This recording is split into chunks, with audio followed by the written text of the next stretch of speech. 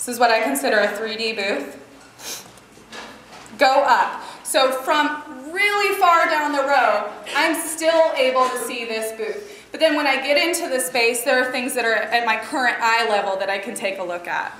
Go up. Again, hang those photos up high. Looks like they haven't taken a photograph since 1980, okay? Pretty bad, right? This is a recent photo. Stay current.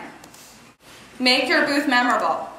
For a few reasons. We get a lot of phone calls after the show. Now, if I have somebody like Butterfly Petals where their booth was very memorable, it's much easier for me to make the referral to you. Pay attention to detail.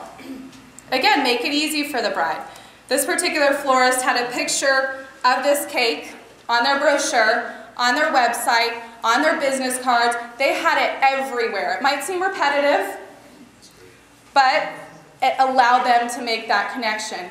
If you want to send out an email after the show with a picture of your booth and say, hey, thanks for stopping by my booth, when they get that email, they'll look at it and say, oh, I know exactly who that is. Many of you in the room have a 5-foot booth. It's a great way to start the show, but you do need to plan it out. 5 feet is small. So you really want to pay attention to what you're doing with your table. You can use it as a centerpiece, as they've done in this particular booth, or you can eliminate it completely. You can put it to the sides, bring in your own tables. You're welcome to do that.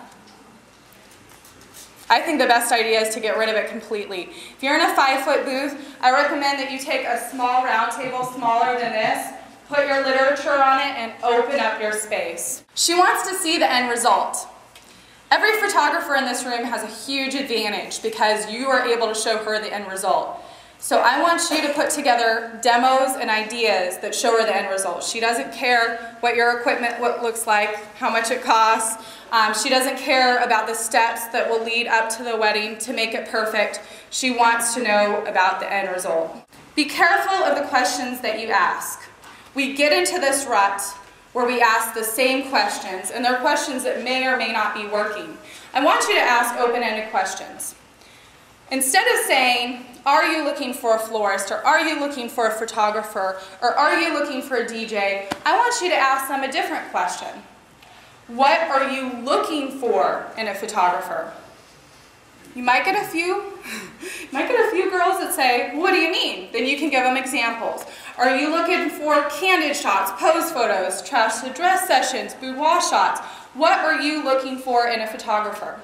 Guess what? Your outcome will be the same. If she's already got a photographer, she'll let you know with that same question.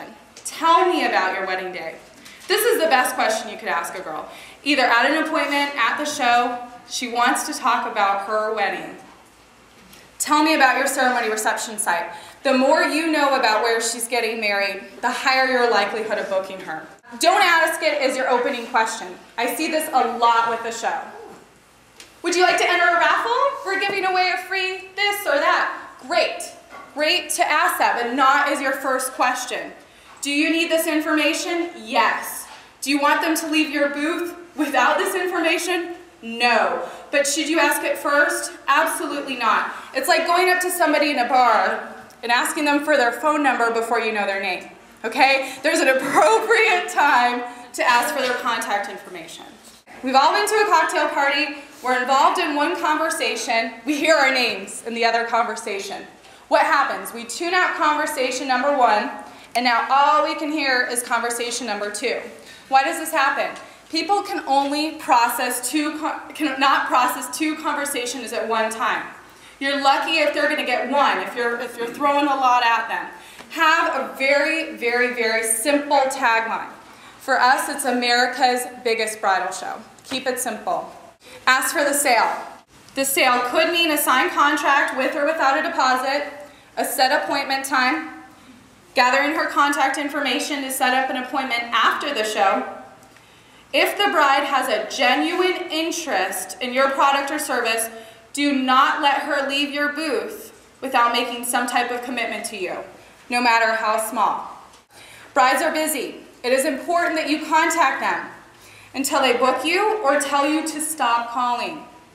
A well-reported study shows that salespeople The typical salesperson will give up after 5 contacts with their client. Seems like a lot. The study also reports that 80% of these customers buy on the 7th time. Uh-oh. If only the salesperson would have really stuck it out. The bride bag. Some of you are familiar with this. Most of my longtime exhibitors won't miss the bride bag. This allows you to improve your customer service because you're not worried about just handing out literature, handing out literature, handing out literature. You can rest assured that every single bride that comes through those doors is leaving with your information. The cost of stamps is expensive. At 42 cents, mailing out 4,000 pieces of literature costs $1,680. $150 for the bag stuff. This will allow you to pre-stuff all of the literature into your bridal bags. You will receive this with your setup instructions about 4 weeks before the show. Please do it. A show special. The girls don't even understand quite how important a show special is to them. It allows you to have a much better chance of booking them fast before your competitors do. Can get some girls to book at the show or book for a later appointment. Anything other than a business card is helpful to the brides.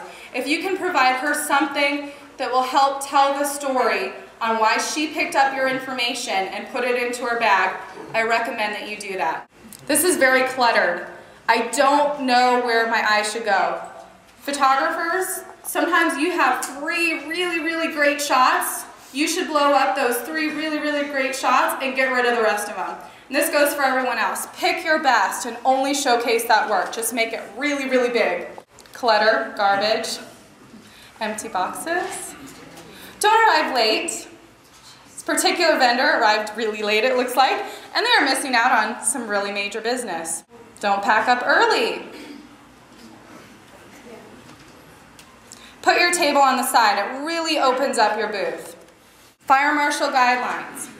All outside linens must be fireproof. We suggest that you use either the linen company that's providing the linens to you or rent them from somebody, usually a decorating company in the show, that has fireproof linens.